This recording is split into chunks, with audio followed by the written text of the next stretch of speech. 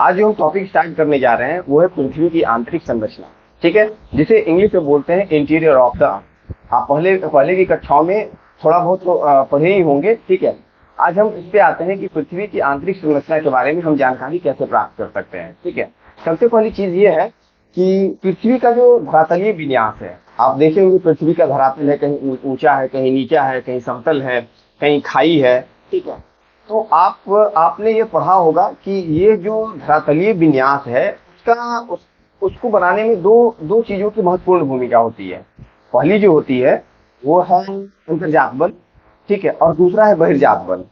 तो अंतर्जात बल में जो हम अध्ययन करते हैं, जो हम जानते हैं, जो हम अध्ययन करेंगे वो है ज्वालामुखी। एक तो है ज्वालामुखी, ज्वालामुखी, ठीक है, और दूसरा है भूकंप, भूकंप, ठीक है। और दूसरा जो पृथ्वी के विन्यास को जो बनाने में दूसरी महत्वपूर्ण भूमिका जो है वो बहिर्जात बल की है। बहिर्जात बल में आप जानते ही हैं कि नदी है, ठीक है, नदी है, नदी है, पवन है, ठीक है, ग्लेशियर है। ये सब जो है बहिर्जात बल है जो पृथ्वी के धरातल को बनाने में, एक विन्यास देने में महत्वपूर्ण भूमिका अदा करते हैं, ठीक है। पृथ्वी के बारे में आप थोड़ी बहुत जानकारी आपको होगी ही। आप जानते हैं कि पृथ्वी जो है लगभग 29% जो है 29% जो है स्थल है, और लगभग 71% जल है, ठीक है। और इसमें भी जल जो स्थल का जो भाग है वो उत्तरी गोलार्ध में ज्यादा है और दक्षिणी गोलार्ध में कम है, ठीक है। जब स्थल भाग उत्तरी गोलार्ध में ज्यादा है तो जाहिर सी बात है कि वहां पे जो है जलीय भाग कम होगा, ओके, ठीक है। अब हम आते हैं पृथ्वी की आंतरिक संरचना के बारे में हम जानकारी कहाँ से प्राप्त करेंगे, ठीक है। तो पृथ्वी की आंतरिक संरचना को जानने के लिए आप इसको दो भागों में बांट सकते हैं, ठीक। एक है प्रत्यक्ष प्रत्यक्ष स्रोत और दूसरा है परोक्ष परोक्ष स्रोत, ओके। प्रत्यक्ष स्रोत में जो आते हैं वो है कि पृथ्वी के ऊपर जो चट्टान पाए जाते हैं वो है, ठीक है। चट्टानीय भाग, चट्टान है पृथ्वी के धरातल पे। दूसरा है ज्वालामुखी, ज्वालामुखी, ठीक है। जब जब मैग्मा जो है धरातल के ऊपर आता है, ठीक है, तो उसका अध्ययन हम लेबोरेटरी में करते हैं, ठीक है। वैज्ञानिक उसको अनुसंधान करते हैं और यह पता लगाने की कोशिश करते हैं कि वह किस प्रकार के पदार्थों से बना हुआ है, ठीक। तो ये दो है, चट्टान और ज्वालामुखी, ये मुख्य रूप से जो है प्रत्यक्ष स्रोत है। और परोक्ष स्रोत पे जब आप आते हैं तो आप यह देखेंगे कि जब उल्का पिंड, कोई भी उल्का पिंड अंतरिक्ष से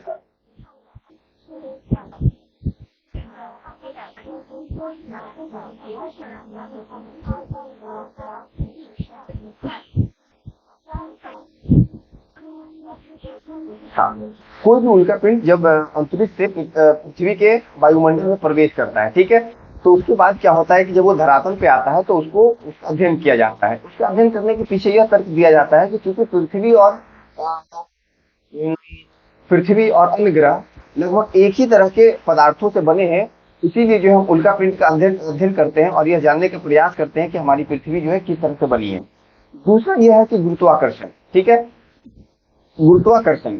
तो जैसे जैसे आप जानते हैं कि गुरुत्वाकर्षण का प्रभाव जो है ध्रुवों पे सबसे अधिक होता है, ठीक है, और 0 डिग्री अक्षांश पे ये जो आप विषुवत रेखा है यहाँ पे सबसे कम होता है, ठीक है।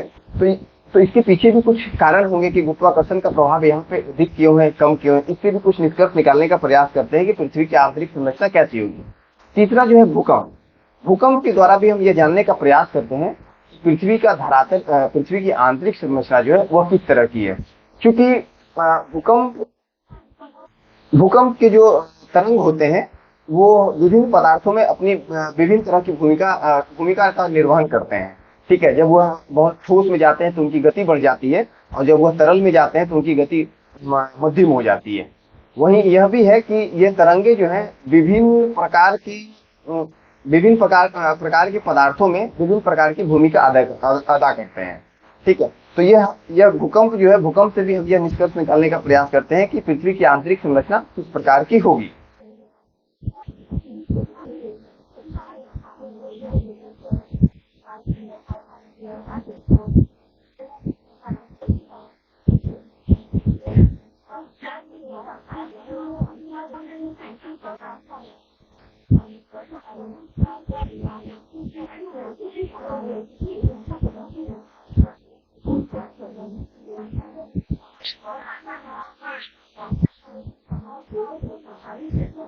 देखिए एक चीज और ये जानने के लिए महत्वपूर्ण है कि जैसे जैसे हम पृथ्वी के धरातल के नीचे, ये पृथ्वी है, ओके, और पृथ्वी के धरातल के नीचे हम जैसे जैसे जाते हैं, ठीक है, तो जैसे जैसे हम नीचे की ओर जाते हैं तो उससे क्या होता है कि एक तो तापमान तापमान क्या है, बढ़ेगा, ओके, प्रति 32 मीटर पे 1 डिग्री सेंटीग्रेड तापमान, टेम्परेचर बढ़ जाता है, ओके। दूसरा यह है कि जैसे जैसे ही आप पृथ्वी के धरातल के नीचे जाएंगे, घनत्व जो है पदार्थों का, क्योंकि ऊपर से दबाव ज्यादा पड़ता है, तो नीचे जो है घनत्व में वृद्धि होती है, ठीक है। और तीसरा ये है कि दाब, कि जैसे जैसे आप, अभी मैंने बताया कि घनत्व में वृद्धि हो, क्योंकि ऊपर से दबाव बढ़ता जाता है, ठीक है, ऑब्वियस सी बात है कि दाब में भी वृद्धि होती है। तो ये तीनों चीज आप ध्यान रखिएगा कि जैसे जैसे हम पृथ्वी के धरातल से नीचे की ओर जाते हैं, ठीक है, तापमान में प्रति 32 मीटर प्रति डिग्री सेंटीग्रेड की वृद्धि होती है, वहीं जब घनत्व में भी वृद्धि होती है और दाब में भी वृद्धि होती है। अब हम आते हैं पृथ्वी की आंतरिक संरचना की परतों। देखिए पृथ्वी की आंतरिक संरचना को जानने के लिए भी दो स्रोत हैं, कि पृथ्वी की आंतरिक संरचना को अगर जानना है तो उसके लिए दो स्रोत हैं। एक जो स्रोत है वो है प्राकृतिक स्रोत, ठीक है, और दूसरा है अप्राकृतिक स्रोत, ठीक है। तो प्राकृतिक स्रोत में हम जो है रखते हैं भूकंप को, और दूसरा रखते हैं ज्वालामुखी, ठीक है, ज्वालामुखी को। और अप्राकृतिक स्रोत में हम रखते हैं दाब को, घनत्व को, ठीक है, और तापमान को। जैसा कि मैंने अभी पहले बताया कि प्रति 32 डिग्री सेंटीग्रेड पे तापमान क्या होता है, 1 डिग्री बढ़ जाता है, और जैसे जैसे हम नीचे की ओर जाते हैं, ठीक है, दाब और घनत्व में क्या होती है, वृद्धि होती है। ये मुख्य रूप से हम चर्चा करेंगे भूकंप और ज्वालामुखी, क्योंकि यही जो है, इसी से हम पृथ्वी की आंतरिक संरचना के बारे में जानकारी मुख्य रूप से निकाल सकते हैं। पहला है भूकंप, ठीक है। भूकंप, आपको एक चीज मालूम होनी चाहिए कि दुनिया में जितने भी भूकंप हैं वो 50 किलोमीटर से 100 किलोमीटर के बीच में जो होता है वहीं से उत्पन्न होते हैं, ठीक है। इसका जो सेंटर होता है वह 50 से 100 किलोमीटर के बीच में ही होते हैं। दुनिया के 80% भूकंप यही जनित होते हैं, ठीक है। अभी हम बात कर रहे थे दाब और घनत्व की, ठीक है। तो आप जानते हैं कि जो पृथ्वी का ऊपरी भाग है, भूपर पट्टी है, ठीक है, ये जो भूपर पट्टी है ये लगभग 2.7, ठीक है, इसका घनत्व कितना है, 2.7, और पृथ्वी का औसत घनत्व कितना है, 5.5, ठीक है। तो देखिए भूपर पट्टी का घनत्व 2.7 है और पूरी पृथ्वी का औसत घनत्व कितना है, 5.5। तो जाहिर सी बात है कि पृथ्वी के आंतरिक भाग में कुछ तो ऐसा है जिसका घनत्व बहुत ज्यादा है, ठीक है, तभी तो यह एवरेज होकर 5.5 आएगा। तो चलिए हम यह जानने का प्रयास करते हैं अब कि पृथ्वी का आंतरिक भाग कैसा है, ओके। जैसा कि देखिए यहाँ दिया हुआ है, पीपीटी में दिया हुआ है कि पृथ्वी का आंतरिक भाग जो है वो 3 भागों में बटा हुआ है। इसको भूपर पट्टी को बोलते हैं क्रस्ट, ये है मेंटल, और ये क्या है, कोर, ठीक है। तो अब हम फिगर के द्वारा इसको समझने का प्रयास करेंगे, ओके। Crust, mental, core. देखिए यहाँ लिखा हुआ है कि क्रस्ट जो है वो मुख्य रूप से 100 किलोमीटर, जीरो से, ये जो भाग है 0 से 100 किलोमीटर को, इसको बोलते हैं क्रस्ट, ठीक है। और मेंटल जो है, यह मेंटल जो है यहाँ से 2900 किलोमीटर की जो दूरी होती है ये है मेंटल, ठीक। और 2900 से 6378, ठीक है, ये कहीं कहीं 6378 जो लिखा हुआ है ये कहीं कहीं 6371 भी आपको मिलेगा, ठीक है। तो कंफ्यूज नहीं होना है, ये लमसम उतना ही मान के चलना है, ठीक है। तो ये है कोर। तो ये जो मेंटल है, मेंटल को हम 2 भागों में भी विभाजित कर सकते हैं, अपर मेंटल और लोअर मेंटल, ठीक है। अब हम देखते हैं कि ये क्रस्ट, मेंटल और कोर, इसको हम थोड़ा सा जो है विस्तृत अध्ययन करने का प्रयास करते हैं। ये क्रस्ट है, ये क्रस्ट जो है 100 किलोमीटर का जो भाग है उसको बोलते हैं क्रस्ट। जब इसी भाग को 400 किलोमीटर तक बढ़ा देते हैं, 0 से 400 किलोमीटर तक, ठीक है, इसको बोलते हैं लिथोस्फेयर। Lithosphere, okay. तो जितनी भी ज्वालामुखी क्रियाएं होती है यही क्रस्ट वाले भाग से होती है, ओके।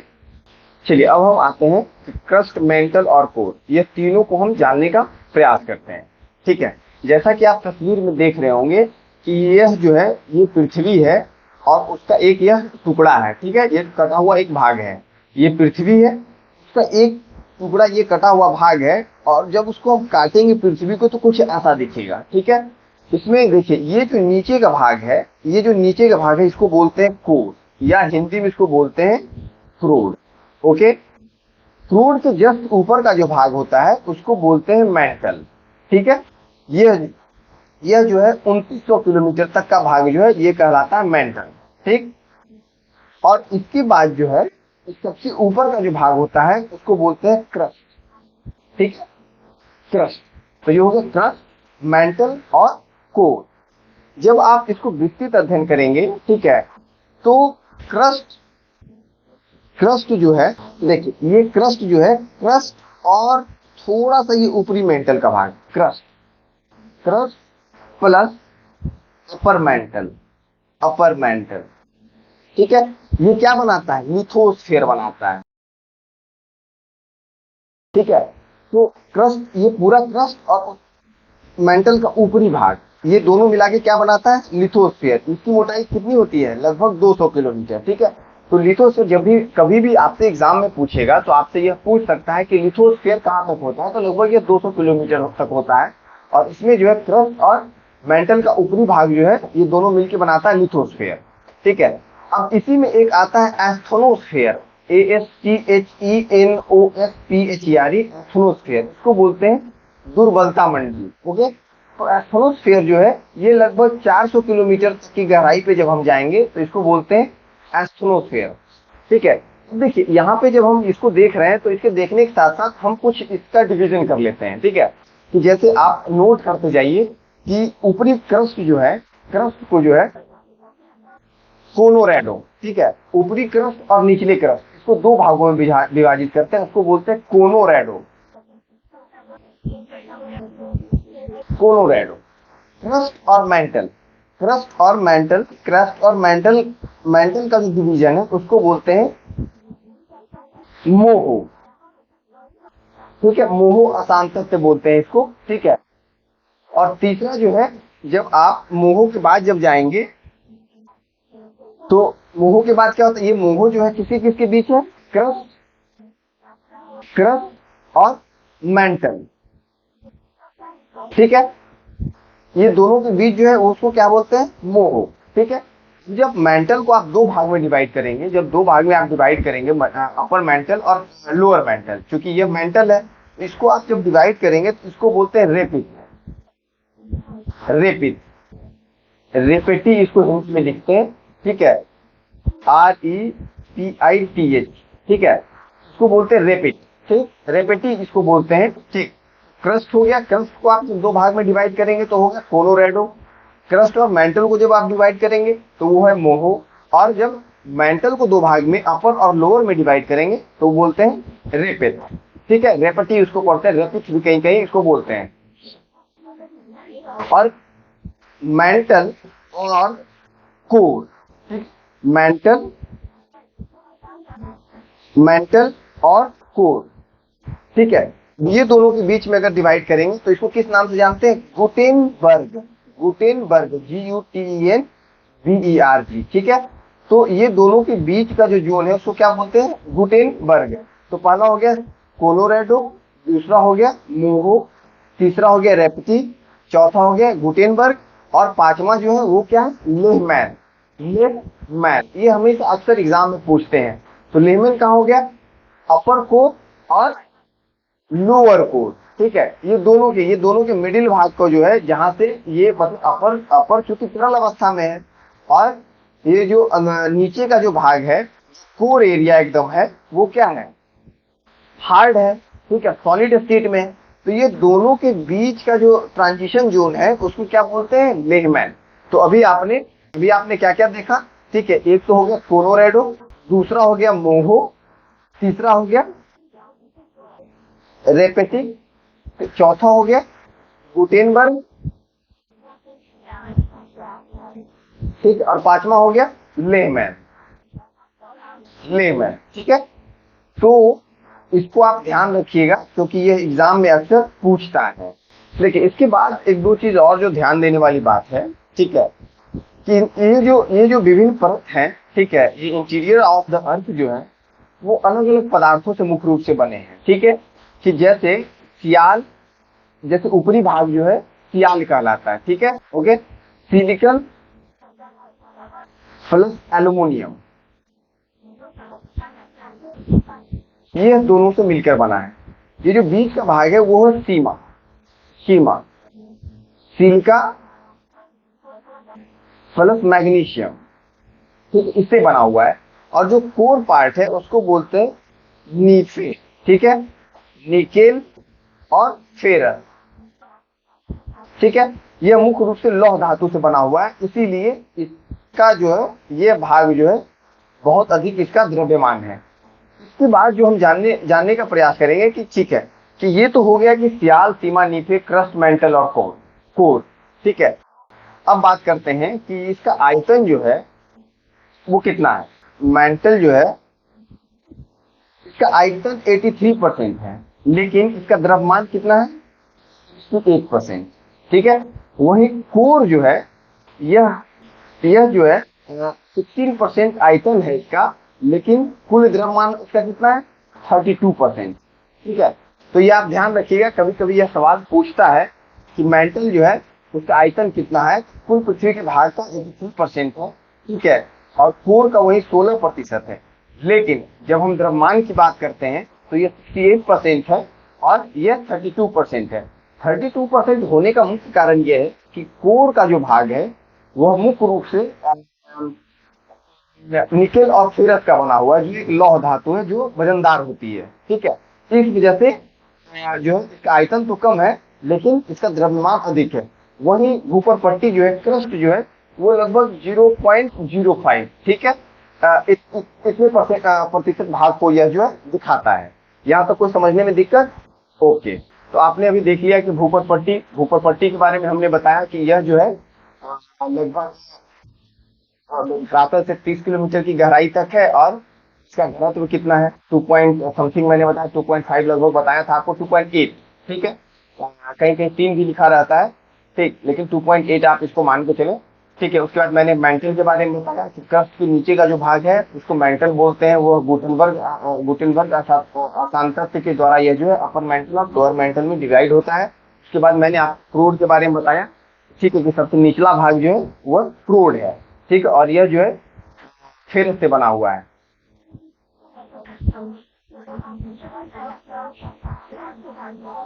अब हम आगे चर्चा करेंगे भूकंप, ठीक है। भूकंप क्या है? आप कभी मतलब भूकंप को आपने देखा है या फिर कभी महसूस किया है? आपने जीवन में कभी न कभी महसूस जरूर किया होगा या सुना जरूर होगा कि अभी भूकंप आया, ठीक है। भूकंप क्या है? भूकंप जो है एक पृथ्वी के धरातल में एक हलचल है, ठीक, एक कंपन, ठीक है। तो यह अगर कंपन, इसकी इंटेंसिटी, इसकी तीव्रता जब बहुत अधिक हो जाती है, ठीक है, तो यह क्या करता है कि यह जान माल का नुकसान करता है, ठीक है। तो अब पढ़ते हैं आगे कि भूकंप का साधारण अर्थ है भूमि का कंपन अथवा पृथ्वी का हिलना, ठीक है। दूसरे शब्दों में अचानक झटकों से प्रारंभ हुआ पृथ्वी के कंपन को भूकंप कहते हैं। और भूकंप क्या है? एक प्राकृतिक आपदा है, ठीक है।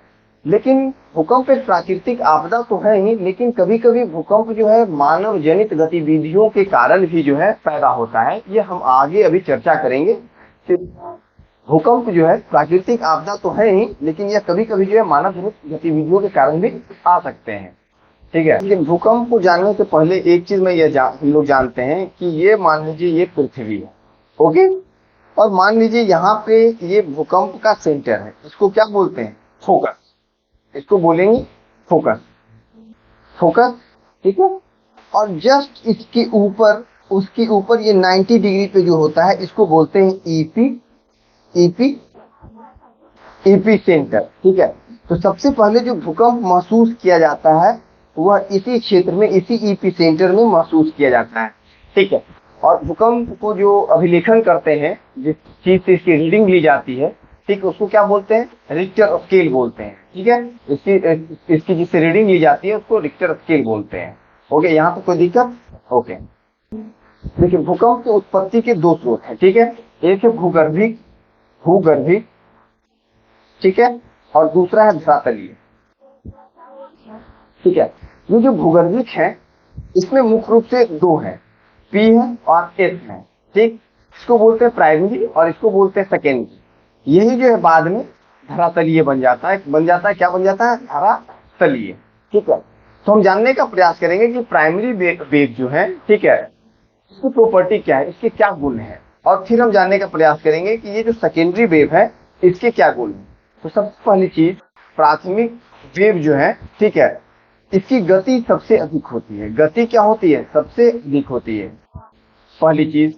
दूसरी यह कि यह ठोस, तरल और गैस, यह तीनों ही माध्यमों से चल सकती है। ठीक है, तीसरा है कि इसको ध्वनि तरंग बोलते हैं। इसको क्या बोलते हैं? ध्वनि तरंग बोलते हैं। जब यह आगे बढ़ती है तो क्या करती है कि यह संकुचन करती है, ठीक है, और फिर इसको पुश और पुल करती है। ठीक है, तो इससे क्या होता है कि संकुचन होता है और फिर उसमें फैलाव होता है। ठीक, तो अभी तक हमने क्या देखा कि पी जो है प्राथमिक वेव है, इसकी गति सबसे अधिक होती है। यह जो है ठोस, तरल और गैस तीनों ही माध्यमों से गुजर सकती है। इसको ध्वनि तरंग बोलते हैं। ठीक है, और जो है तो यह एग्जाम में अक्सर सवाल पूछते हैं कि प्राइमरी वेव जो होता है, पी वेव जो होता है, क्या उसकी गति सबसे अधिक होती है? तो आप बताएंगे हाँ। कभी कभी आपसे यह भी सवाल पूछता है कि प्राइमरी वेव क्या ठोस, तरल और गैस तीनों माध्यमों से गुजर सकता है? तो आप बताएंगे हाँ। अब हम आते हैं कि पी के बाद एस वेव पे। ठीक है, एस वेव जो है, ये जो है एस वेव जो है प्राइमरी वेव, जो प्राइमरी है, प्राइमरी वेव जो है, ठीक है, उसके बाद आता है, उसके बाद आता है। ठीक, इसकी गति जो है प्राइमरी वेव से क्या है? कम है। ठीक है, और यह जो है सिर्फ ठोस पदार्थ से ही यह संचलन कर सकती है। ठीक है, ध्यान रखिएगा कि सेकेंडरी वेव जो है उसकी गति प्राइमरी वेव से कम होती है, पहली चीज। प्राइमरी वेव के बाद यह आता है, दूसरी। तीसरा यह है कि यह जो है ठोस पदार्थ से संचलन कर सकता है। ठीक है, और इसकी गति ऊर्ध्वाधर ऐसे ऐसे ऐसे ऐसे चलती है। ठीक है, ठीक ऊपर नीचे होते हुए यह गति करती है। ओके, अब आते हैं हम लोग धरातलीय, जिसको हम लोग बोलते हैं एल, लॉन्गिट्यूडनल वेव भी इसको बोलते हैं। ठीक है, तो ये जो लॉन्गिट्यूडनल वेव जो है उसको धरातलीय वेव बोलते हैं। ठीक है, तो हमने क्या पढ़ा अभी तक? एक तो है पी वेव, ठीक है, ये है पी वेव, ये है एस, और अब हम पढ़ेंगे एल। एल वेव जो है इसको बोलते हैं धरातलीय। ठीक है, ये धरातलीय वेव है। यह सबसे अंत में आता है, यह सबसे अंत में आता है। ठीक, अंत में आता है। और तीसरा यह है जो यह सबसे अधिक विनाशकारी है, यह सबसे अधिक विनाशकारी है, क्योंकि इसी वेव से जितने जान माल के नुकसान होते हैं जो अक्सर हम देखते हैं, वो यही एल वेव के कारण ही होता है। देखिए यहाँ एक चित्र है। ठीक, आप देख रहे होंगे कि यह पृथ्वी का ऊपरी भाग, ठीक है, और इसके नीचे क्या है? ये मेंटल है, और ये क्या है? कोर है। ठीक है, ये तीसरा भाग जो है ये क्या है? कोर है। ठीक, इस फिगर में आप क्या देख रहे हैं? इस फिगर में आप देख रहे होंगे कि 105 डिग्री से 100, कहीं कहीं यह 140 भी लिखा हुआ है और कहीं कहीं 145 भी लिखा हुआ है। तो 140 और 145 का जो क्षेत्र है, ये जो पूरा क्षेत्र है इसको बोलते हैं शैडो जोन, शैडो जोन। ठीक है, यहाँ पे किसी भी प्रकार का जो है वेव यहाँ पे नहीं पहुंच पाता है। ठीक, यहाँ देखेंगे कि देखिए हमने अभी पढ़ा था ना पी वेव। ठीक, पी वेव जो है मतलब तरल, ठोस और गैस तीनों ही माध्यमों से ये गुजर सकता है। आप देखेंगे कि जैसे ही अंदर की ओर जाता है कि तो क्या होता है कि मेंटल और कोर के बीच में एक सांतत्य जोन है। ठीक है, तो यहाँ जैसे ही इसके घनत्व में परिवर्तन आता है, ये थोड़ा सा रिफ्लेक्ट करता है। ये देखिए ऐसे आ रहा था और यहाँ से ये रिफ्लेक्ट किया। ठीक है, फिर देखेंगे कि आप यहाँ से फिर यह थोड़ा सा रिफ्लेक्ट करता है। तो इससे क्या निष्कर्ष निकालते हैं? इससे यह निष्कर्ष निकालते हैं कि जैसे जैसे हम पृथ्वी के धरातल की ओर अंदर की ओर जाते हैं, जो पदार्थ है उसके घनत्व में अंतर है, पहली चीज। दूसरी चीज कि आप देखेंगे कि ये जो कोर एरिया है, कोर एरिया में पी के बाद एस वेव जो है प्रवेश नहीं करता है। पी वेव यहीं से यहाँ से टकराने के बाद यह रिफ्लेक्ट कर जाता है, ठीक है। तो यह जो एरिया है यहाँ से यहाँ तक का यह भाग जो है, ठीक है, यहाँ पे आपका एस वेव संचरण कर सकता है, और यहाँ से यहाँ तक का जो भाग है यहाँ एस वेव नहीं है, ठीक है। समझने में कोई दिक्कत? ओके, मैं एक बार इसको डिलीट कर देता हूँ। तो देखिए यहाँ से यहाँ तक का भाग, ठीक है, यहाँ से यहाँ तक का भाग, यहाँ पे एस वेव जो है संचलन कर सकता है, ठीक है। लेकिन पी वेव जो है यहाँ से यहाँ तक एस जहाँ संचलन करता है वहां पी तो संचलन करेगा ही, लेकिन कोर के जो नीचे का पार्ट होता है, ये शैडो जोन, जो दोनों तरफ जो शैडो जोन है उसके नीचे का जो भाग है, यहाँ भी पी वेव आपका संचलन कर सकता है, क्योंकि पी वेव जो है कोर से होते हुए, ठीक है, कोर से होते हुए यह गुजर सकता है, ठीक। तो और अब देखिए एक जो है एक धरातलीय, ठीक है, धरातलीय जो वेव है ये यहाँ संचलन करते हैं, ठीक। ये सिर्फ ऊपरी भाग में ही संचलन करते हैं। तो इससे जो है सबसे अधिक, ये सबसे सबसे सबसे खतरनाक होते हैं ये, ठीक है। इससे है भूकंप के कारण, ठीक है। ये हो गया आपका भूकंप के कारण। देखिए भूकंप के कारण को हम 3 भागों में डिवाइड कर सकते हैं, ठीक। पहला हो गया प्राकृतिक, दूसरा हो गया मानव जनित, ठीक, और तीसरा अन्य। प्राकृतिक कारण में कौन कौन से हो सकते हैं? एक तो हो सकता है ज्वालामुखी, क्योंकि जब ज्वालामुखी बहुत तीव्र विस्फोट करता है तो उससे क्या होता है कि भूकंप आने की संभावना बनी रहती है। इसीलिए आप देखेंगे कि विश्व के जितने भी ज्वालामुखी क्षेत्र हैं वह भूकंप संभावित क्षेत्र भी है, क्योंकि जहां जहां ज्वालामुखी विस्फोट होता है वहां वहां भूकंप की संभावनाएं होती रहती है। लेकिन यह जरूरी नहीं है कि जहां पे भूकंप आए वहां ज्वालामुखी भी हो। दूसरा है उल्कापात। जब कोई उल्का ब्रह्मांड से जो है पृथ्वी के धरातल में प्रवेश करती है तो उससे भी जो है कंपन पैदा होने की संभावना होती है। तीसरा जो आपका है ड्रम्स के सहारे क्या होता है कि यह परत कमजोर होती है, ठीक है। कमजोर होने के कारण क्या होता है, कमजोर होने के कारण यहाँ पे भूकंप की संभावनाएं बनी रहती है।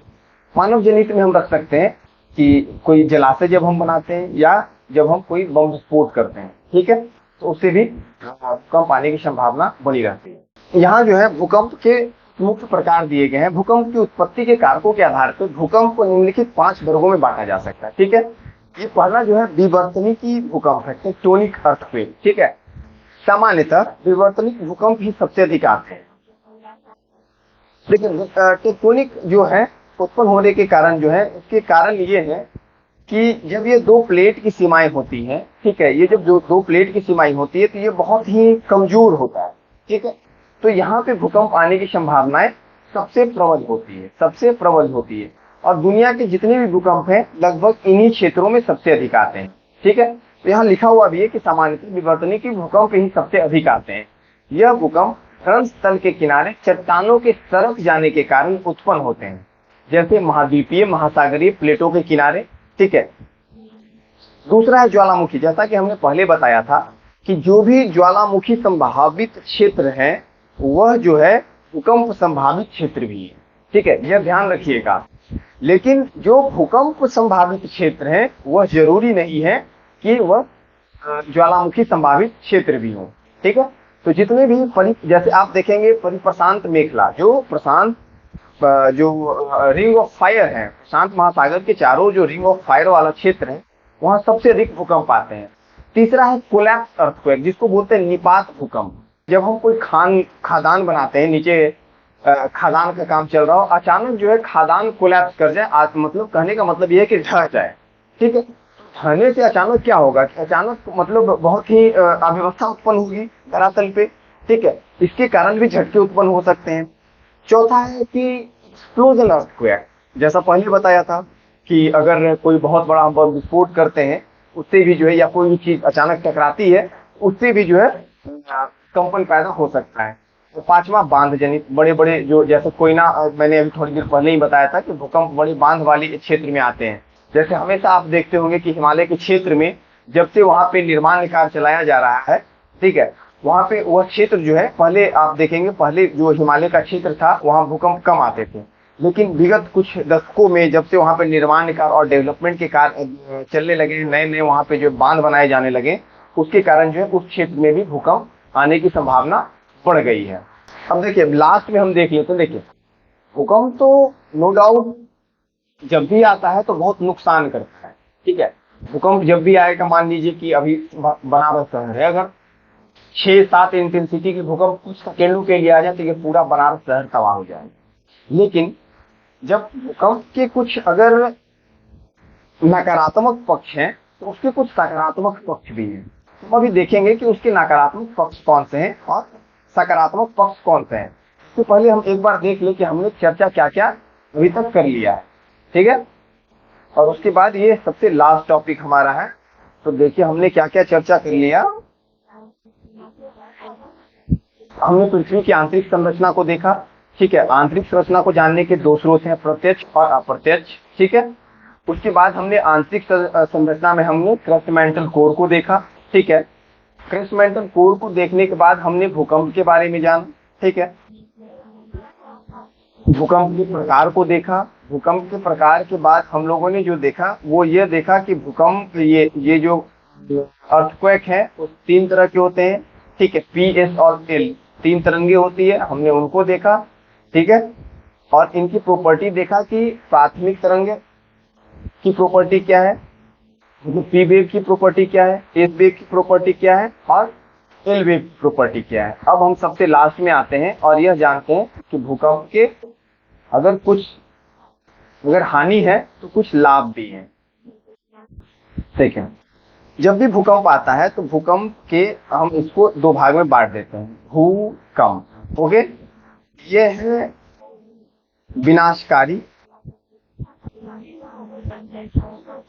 विनाशकारी और ये है लाभकारी। तो लाभ इसके क्या क्या होते हैं। तो पहला है कि अगर भूकंप आते हैं तो इससे जो है पर्वत निर्माण में सहायता मिलती है, पर्वत निर्माण में यह सहायक होता है, ठीक है। दूसरा यह है कि जल स्रोत जो नए नए जल स्रोत जो है उनका विकास भी हो सकता है। तीसरा जो है उपजाऊ मैदान का निर्माण हो सकता है। और चौथा जो है खनिज पदार्थ, ठीक है। क्योंकि जब भूकंप आता है तो धरातल में बहुत परिवर्तन आते हैं। हो सकता है कि नीचे का पार्ट ऊपर आ जाए, इससे क्या होता है कि नीचे जो खनिज पदार्थ होते हैं वह ऊपर आ जाते हैं। दूसरा यह है कि नए नए जल स्रोत जो है उसका विकास हो सकता है। तीसरा जो है उपजाऊ भूमि का निर्माण हो सकता है। चौथा पर्वत निर्माण। वहीं हम अगर विनाशकारी देखें तो सबसे पहला तो यह है कि इससे हमारे आवासीय क्षेत्र जो है वो हो जाते हैं नष्ट, ठीक है। दूसरा जो है अगर हिमालय के क्षेत्र में भूकंप आएगा तो क्या होगा, हिमस्खलन होगा, ठीक है। तीसरा जो है इससे आग की संभावना बन जाती है, ठीक है।